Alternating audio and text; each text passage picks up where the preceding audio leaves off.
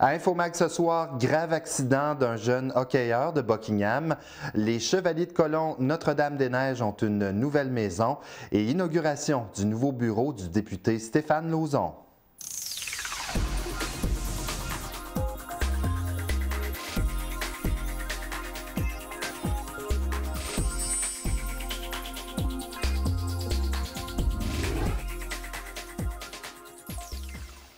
Bonsoir, mesdames et messieurs, ici Martin Perrault. Bienvenue à votre magazine Infomag. Le 104.7 FM nous apprenait qu'un jeune homme de Buckingham, Simon Danfous, est entre la vie et la mort suite à une grave collision qui a eu lieu mercredi sur la route 132 à Sainte-Croix, dans l'Aubinière, près de Québec. Il y a 4 personnes qui ont été blessées au total. Simon Danfous a déjà été capitaine des Mustangs de Gatineau au hockey et a déjà fait partie de l'Intrépide de Gatineau. Un rappel important, une récompense jusqu'à 3 000 $ est offerte pour toute personne ayant de l'information qui permettrait de retrouver M. Yves Cyr, 41 ans. Il a été vu la dernière fois à son travail à Gatineau le 7 décembre 2015 vers 15h15. Il avait un véhicule Ford Ranger de couleur rouge qui a été retrouvé dans le stationnement d'un restaurant du boulevard Maloney à Gatineau. Si vous détenez des informations, composez le 819-243-2346, poste 6677.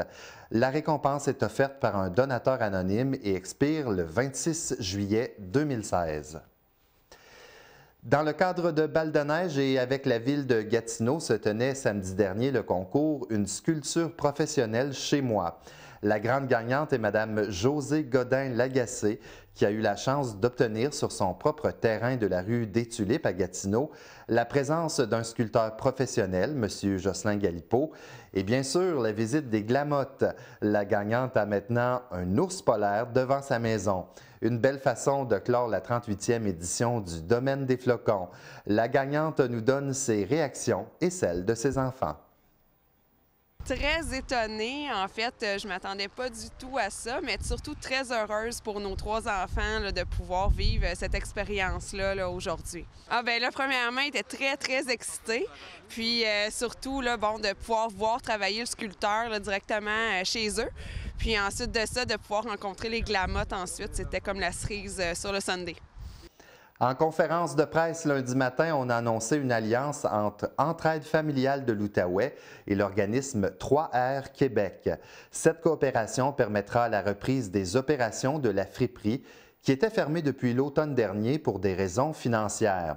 On se rappellera aussi qu'Entraide familiale de l'Outaouais avait dû fermer ses portes pour 3 mois en 2015 par manque de fonds.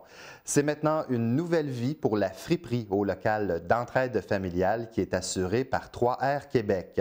Le nom de cette nouvelle friperie est La Fripe. Simon Boudreau nous explique comment est arrivée cette entente entre les 2 organismes. J'étais en train de regarder pour ouvrir une friperie, avoir un point de vente au détail au niveau de la ville, quand j'ai vu la nouvelle que la friperie de l'Entraide familiale fermait ses portes. Donc, j'étais même pas au courant qu'il y avait une friperie à l'Entraide familiale. Donc, après investigation, j'ai vu qu'il y en avait une qui pouvait concorder à ce qu'on cherchait. En parlant avec la nouvelle conseillère par intérim et le conseil d'administration, on s'est aperçu qu'on était capable de se rejoindre sur certains critères et termes, conditions et tout. Donc, aujourd'hui, on ouvre la friperie à même leurs locaux.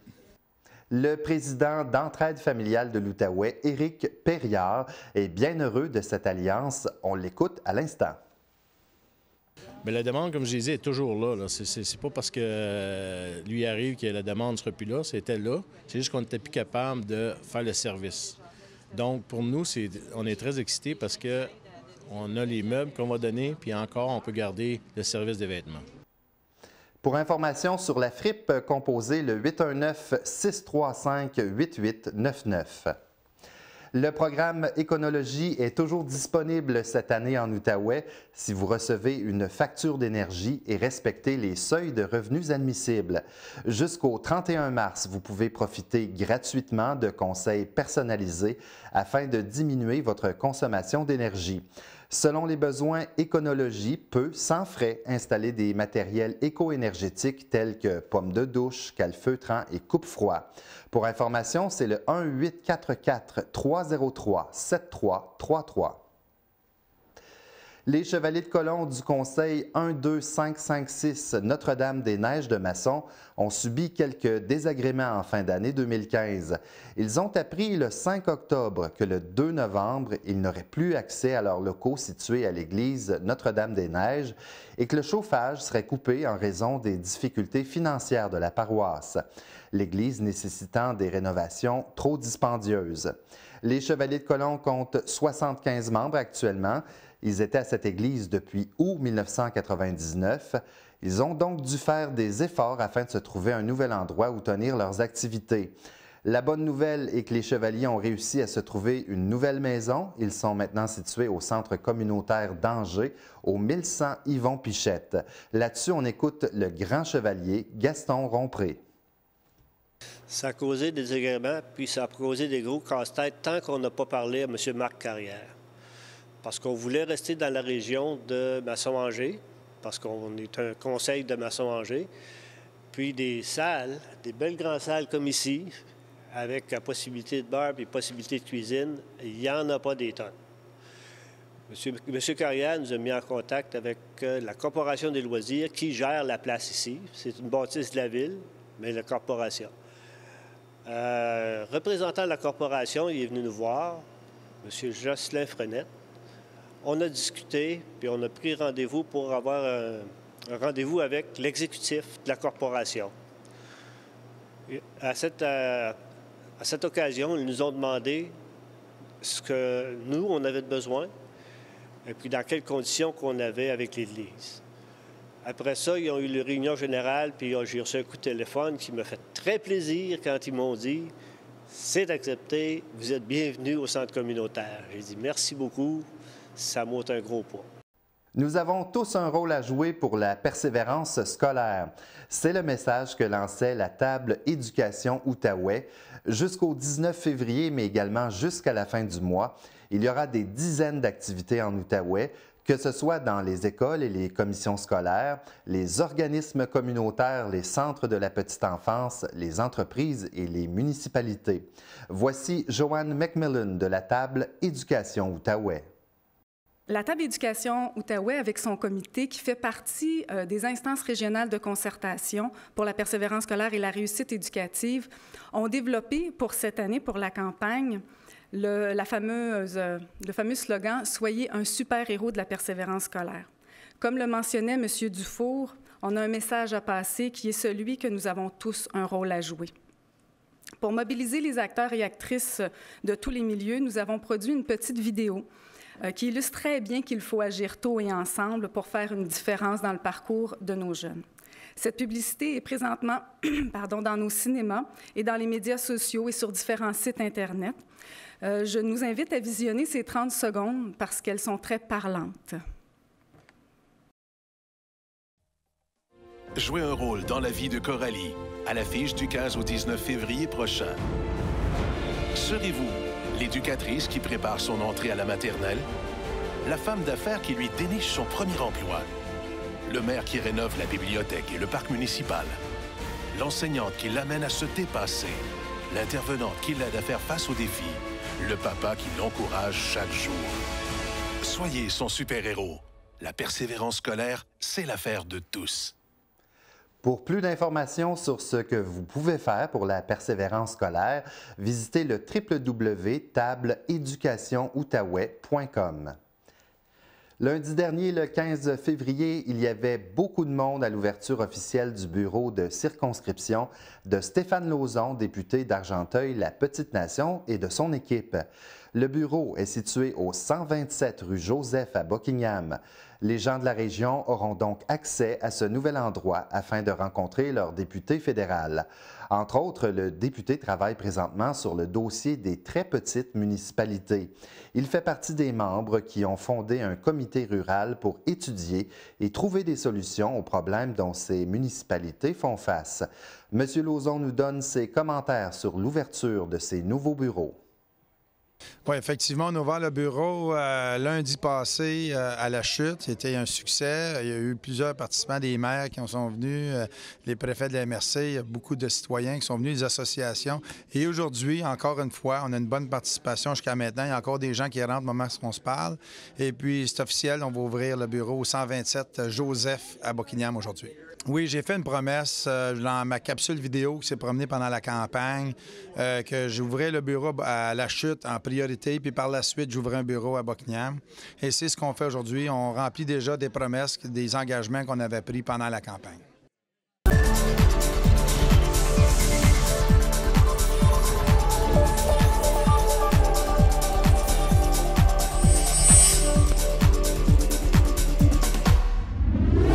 Voici maintenant les sports avec Monsieur Sport François Croteau. Bonsoir François. Bonsoir Martin. Avec toute la neige qu'on a eue mardi, c'est des conditions agréables pour faire du ski de fond. Oui, effectivement. Et on sait qu'à compter du 1er mars, c'est le ski tour, une épreuve, là, la première étape là, de la Fédération internationale de ski. Ça va se dérouler au parc Jacques-Cartier. Écoutez, c'est une première là, au niveau de Gatineau. C'est extraordinaire, c'est gratuit. Et écoutez, il va y avoir les 150 meilleurs skieurs et skieuses au monde là, qui vont se présenter là. C'est 23 pays là, qui ont accepté de participer. Alors, écoutez, on attend environ 10 000 spectateurs. Et ce qui est fantastique aussi, c'est que l'épreuve qui sera disputée, c'est le sprint. Alors, c'est un circuit ovale de 1,7 km, naturellement au parc Jacques-Cartier. Et là, il faut se rappeler, on sort de Balle de Neige. Donc, toutes les sculptures vont être encore là. Et naturellement, en toile de fond, il y a le musée des civilisations, le musée de l'histoire, pardon. Il y a toute la colline parlementaire. Alors, c'est un site extraordinaire. Écoutez, du côté canadien, c'est sûr que Alex Harvey va être là. Donc, pour Gatineau, c'est réellement là, un grand événement. Pour les familles et les amateurs, là, il y a une gracieuseté de Québécois qui va donner 2000 clochettes pour faire justement du bruit, naturellement aux 2000 premiers spectateurs qui vont se présenter sur les lieux. Le président du comité organisateur, Claude Laramie, lui aussi invite la population parce qu'il va y avoir un volet complémentaire qui entoure toute la compétition. Il y aura une zone familiale d'aménager et les gens vont pouvoir venir assister aux entraînements des athlètes puis profiter aussi des activités. Il va y avoir des jeux gonflables pour les plus jeunes, de l'escalade, le vélo d'hiver, ce qu'on appelle le fat bike. Et il y aura aussi la possibilité, le dimanche, le 28 février, de tester même la piste sur laquelle vont se dérouler les compétitions. Alors, je pense qu'il faut mettre ça à l'agenda. C'est une première, puis on va espérer que ça va continuer aussi dans les années futures. Là, on tombe dans quelque chose que tu aimes particulièrement, le hockey. Oui, et enfin, une victoire pour les Flames. Oui. Finalement, après 14 sorties là, qui sont avérées vaines, contre Princeville, les Flames l'ont emporté par le pointage de 6-3. Malheureusement, pour le reste de la saison et surtout les éliminatoires, ça regarde mal parce que le chiffre magique ou le chiffre satanique, si on peut dire, c'est 2 points. Dès que les Flames vont subir une défaite ou que Montréal-Est, qui les devance au classement, vont remporter une victoire, les Flames là, ne seront pas des séries éliminatoires. Toutefois, demain soir, dernier match à domicile. Et pour ceux qui ont le mot de passe, là, c'est gratuit. Donc, si vous voulez voir le mot de passe... Ça, c'est un beau mot de passe. Moi, je l'aime, ce mot-là. Allez sur Facebook, sur le site des Flames, si vous allez voir le mot de passe. Vous vous présentez avec ça au match. Vous ne payez pas. Moi, quand c'est gratis, j'y vais. C'est bien. Oui. Les Olympiques de Gatineau, nos Olympiques, une 3000e victoire. Oui, effectivement. Écoutez, c'est la plus vieille concession après les cataractes de Shawinigan. Donc, c'est la deuxième en longévité, si vous voulez. Et en fin de semaine dernière, c'est ça, ils ont atteint le plateau des 3000 matchs.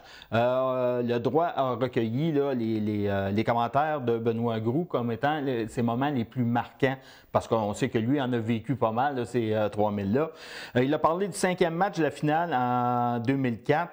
Le 7e match en première ronde des séries 2002, ils perdaient 3-1. Ils sont revenus 3-3.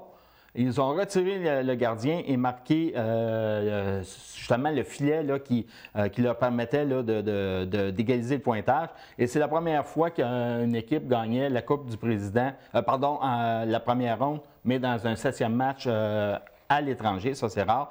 Et il y a aussi une superbe remontée contre Val-d'Or. Ils perdaient 6-0 après la première période. Émile Poirier avait réussi un tour du chapeau en deuxième et Taylor Burke avait créé l'égalité 7-7 et ça s'était décidé en fusillade. Alors, ce sont des moments qu'on peut voir dans une franchise qui est riche en histoire. Sais-tu pourquoi je souris comme ça depuis tantôt? C'est parce que j'ai dit 3 millième victoire, mais c'était le 3 millième match. Oui, effectivement. OK, c'est bien ça. Et il y a un tournoi de hockey Buckingham. Oui, effectivement, à compter de lundi prochain, c'est la 54e édition. Écoutez, c'est le tournoi qui a le plus de longévité, à part celui, là, si vous voulez, le tournoi Pee-Wee de Québec. Donc, ça va se dérouler du 22 février au 9 mars. Il va y avoir 69 équipes qui vont se disputer la victoire. Et, fait à souligner, il va y avoir une équipe de Suisse qui va évoluer dans le Pee-Wee A. Alors, c'est à suivre. Cette fin de semaine, le tournoi Royal Brassard? Oui, ça se déroule du côté de Branchot-Brière. Il y a une catégorie 3A, donc c'est du hockey de très haut calibre. Vous allez pouvoir assister ou voir ce qu'il y a comme espoir là, pour les prochains midgets 3A et possiblement aussi pour la Ligue junior majeure. Alors, ça commence ce soir, jeudi soir, et ça se déroule toute la fin de semaine. Et tu veux nous parler du gala Méritas? Oui, en effet, c'est le temps de soumettre les candidatures. Vous avez jusqu'au 21 mars 2016 pour le faire. Il faut aller sur le site web de la ville de Gatineau, là, sous l'onglet Gala et prix de reconnaissance. Écoutez, lors du gala 2015, il y a 34 athlètes qui ont été honorés. Ils sont partagés 11 500 $ en bourse. Alors, c'est quand même intéressant. Et les billets vont se vendre au coût de 15 $ à compter du 4 avril 2016 à la Maison de la Culture sur le boulevard de la Gare. Puis, si on veut des renseignements, c'est Louis D'Amour au 243-2345, le poste 2562. Et je rappelle qu'il n'y a pas de gala du côté de Buckingham cette année, donc ça vaut la peine de soumettre les candidatures là, du côté de Gatineau. Alors, c'est l'hiver, tu veux nous parler d'un défi hivernal? Oui, effectivement, c'est le camp Outaouais qui dévoile une activité qui va avoir lieu le 12 mars prochain à la station Mont-Cascade. C'est de 10h à 17h. C'est une journée plein air qui s'adresse à toutes les personnes de tous âges et de tout niveau de conditions physiques. Les participants ils ont le choix de choisir entre une ou plusieurs activités, notamment le ski alpin ou la planche à neige, raquette libre ou une randonnée guidée en raquette, balade en traîneau à chien. Et pour les plus fortunés, peut-être, on peut se payer même un tour d'hélicoptère en compagnie de Mathieu Arsenault. Il y a une zone familiale aussi qui va être aménagée pour les plus petits. Donc, c'est une belle chance là, de jouer dehors en famille.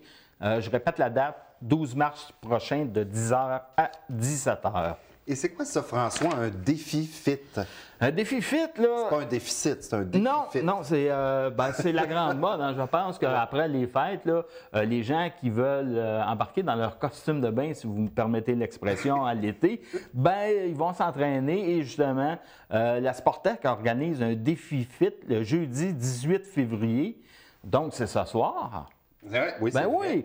Alors, écoutez, si vous n'êtes pas inscrit, il est peut-être un peu tard, mais vous pouvez quand même descendre là. Écoutez, on attend une centaine d'équipes qui vont s'affronter dans un parcours athlétique et original de type bootcamp. Ça, c'est un peu comme dans l'armée, là. Oui, ça, c'est raide faire ça. Oui, c'est assez raide. Ensemble, vous faites des séries de burpees. Ça, par exemple, j'ai aucune idée de ce que c'est. Des pompes et des box jump. Alors, c'est ça, le grand public, les entreprises sont invités. L'objectif était de ramasser 10 000 $ au profit de Centraide d'Outaouais. On vous dira la semaine prochaine ceux qui auront maigri. Écoute, François, j'irais bien, mais c'est trop essoufflant. Oui. La boxe dans la petite nation? Oui, il y avait une carte de boxe, un gala, qui a été présenté en fin de semaine dernière du côté de Ripon. Écoutez, il y a eu des combats là, qui étaient très attendus, notamment celui de Louis Manta qui a affronté René Gélineau du club de boxe BG. Ça a été peut-être le combat le plus spectaculaire de la soirée. Louis Manta a gagné par décision unanime. Il y a aussi la finale qui mettait en vedette Sébastien Benoît du club de boxe Petite Nation et Jean-François Bien-Aimé de Gladiateur Gym. Ça n'aura malheureusement duré que quelques instants parce qu'il a subi un chaos technique dès le premier round. Et j'en profite pour souligner qu'en fin de semaine, c'est-à-dire dimanche, du côté du Hilton Lac-Limy, c'est le premier combat professionnel de Danick Croteau, qui était, on sait que c'était un ancien pugiliste du club BG ici à Buckingham. Et du côté du ski acrobatique cette fois-ci? Oui, c'est le jeune Félix Bertrand. On sait que c'est on peut le dire, une étoile montante là, du ski acrobatique.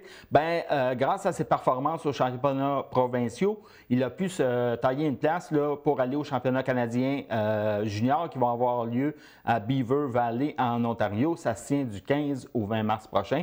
Donc, Félix, c'est un nom à retenir au niveau du ski acrobatique. Mon cher François, on se retrouve mardi prochain? Ben oui, ça m'a fait plaisir. Moi aussi.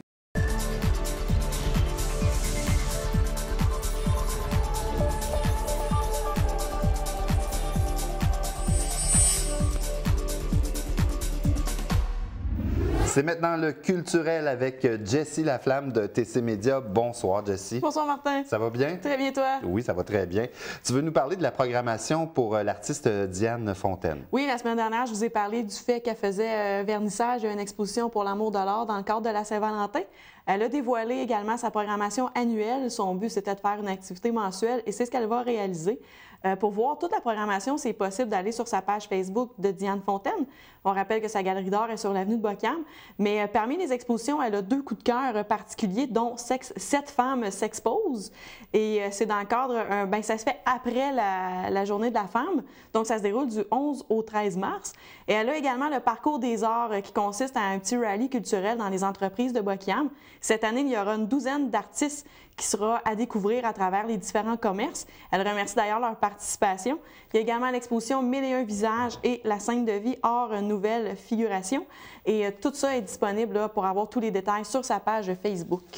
Il y a une entente entre la municipalité de l'Ange-Gardien et le Carrefour culturel L'Estacade. Oui, tout à fait. Ça a été dévoilé cette semaine. Les petites folies seront bonifiées. Dans le fond, il s'agit d'activités... Des grosses folies. On peut dire. Il y en aura une dizaine, en fait. On ne connaît pas la programmation complète pour l'instant. En fait, le Carrefour culturel Estacade a juste mentionné que l'entente était signée. On parle d'une entente de 30 000 $ qui est payée par la municipalité, mais également par le déjeuner du maire, notamment des commanditaires. Et ça va permettre aux Angélois d'avoir des activités, les petites folies, bonifiées. Ces activités consistent à des fêtes de quartier, à améliorer les services offerts aux citoyens et à mettre en valeur les parcs, justement. Donc, parmi un exemple, là, Halloween à Chamboisé est un exemple, c'est très populaire année après année. Ça va revenir. Il y a également 2 projections écran de lune, des projections de films qui se font en soirée, qui est à l'horaire aussi, et la journée de l'arbre qui revient. Mais il y aura également d'autres activités à prévoir. On ne connaît pas encore, ça va être dévoilé bientôt. Chose certaine, les Angélois ont de quoi s'occuper au cours des prochaines années. Et là, on va faire attention pour notre prononciation parce que tu vas nous parler d'art oratoire à l'école secondaire Hormisdas-Gamelin. Oui, c'est en plein ça.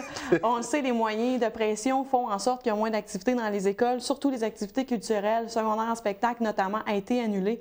Le gala mérite jeunesse aussi. Mais les jeunes très motivés ont décidé eux-mêmes d'organiser leur événement, dont l'art oratoire, qui se déroule demain après-midi. En fait, 5 jeunes prendront la parole, feront un discours sur un thème particulier. On ne le sait pas encore, il va falloir y aller demain. Je vais pouvoir vous en reparler plus en détail la semaine prochaine.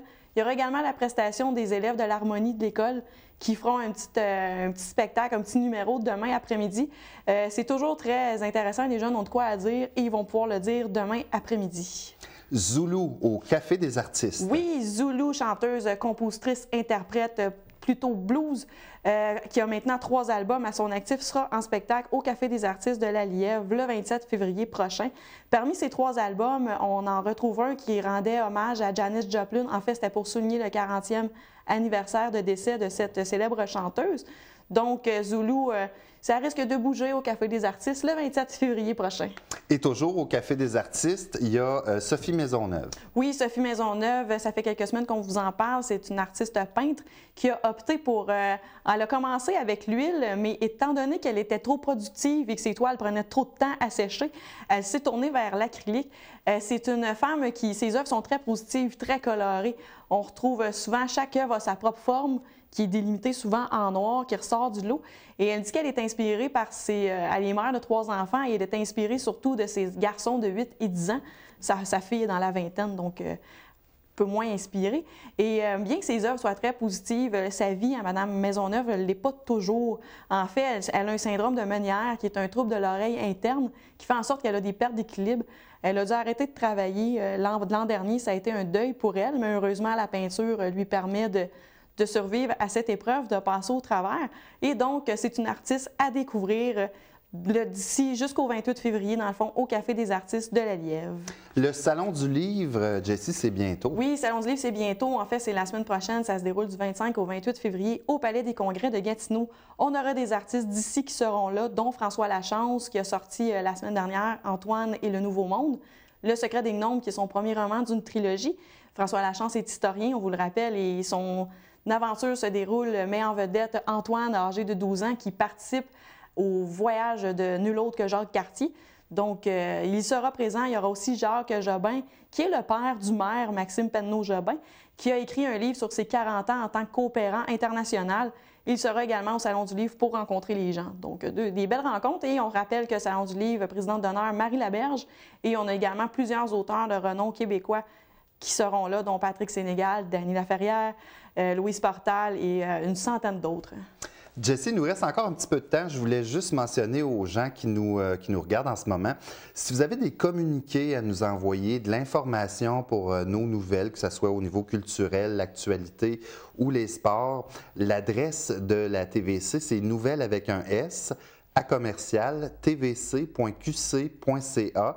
Et Jessie aussi, à TC Média, évidemment, vous avez une équipe de journalistes qui couvre la région. Oui. À quelle adresse les gens peuvent écrire? Pour... Tu peux me l'envoyer directement à Jessie avec un y.laflamme à commercial tc.tc comme Thérèse Claude. Merci beaucoup, Jessie. On se retrouve la semaine prochaine.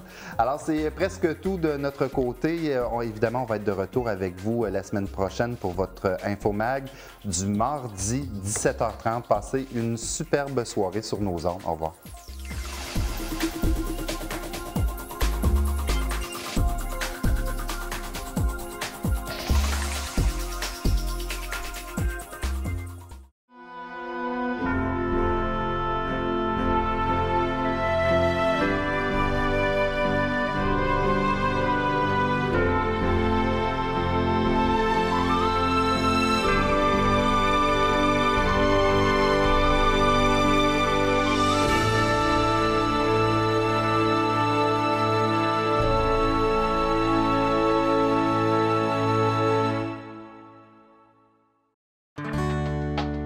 Le nombre d'apiculteurs est en déclin au Québec, mais à la ferme Val-Clément à Notre-Dame-de-la-Salette, le métier est bien vivant depuis des générations.